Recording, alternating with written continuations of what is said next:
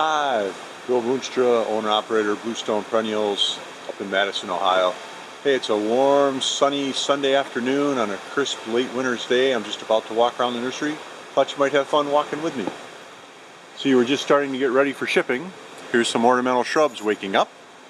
We'll be shipping now in about 2 weeks. Here's our shipping setups. We've closed the roof. We've let Mother Nature melt the snow. We'll be busy laying green on all the tables over the next 2 weeks, and then the packages will start flowing.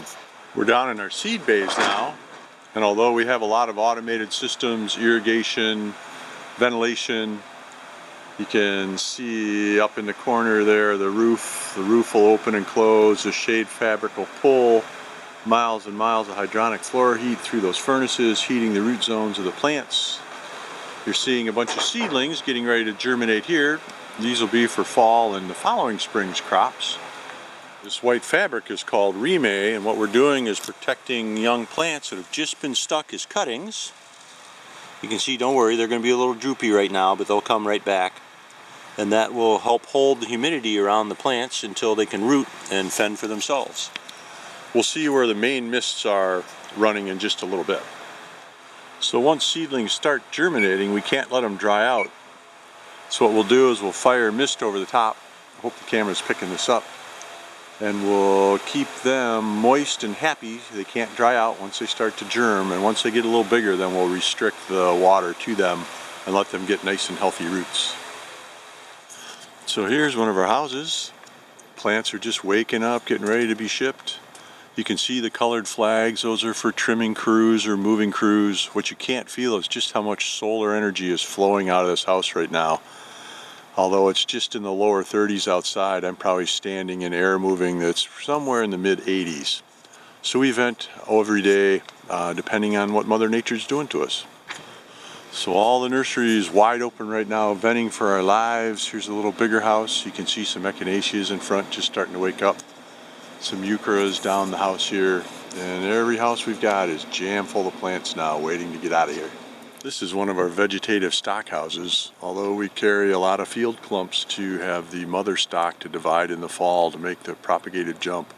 Some things don't like being out in our gravel in the full sun or don't like being run over with tractors. So we'll grow them in these pseudo gallons here and work them later. So the ice have melted off the ponds, but we haven't seen our geese yet. We'll sneak into this house here, and you'll see this house is a little bigger than the other ones we were looking at. Everybody's popping awake now. We always have some form of supplemental air heat that can fire at night. We're in dual inflated poly on the covers, which gives us an insulation factor. You can see the irrigation drops swinging in the breeze a little bit because we're moving air all the time with those fans down the middle of the house. Those are called horizontal airflow fans, or HAFs. And the red marks here are things that on Monday I'll be going up to that shipping setup that you saw that will be loading soon. We're always lucky in the wintertime we get to have flowers. All the spring items are popping into flower now. You can see some dianthus further down the house. So it could be snowy and yuck outside, but in our houses are nice green and lively.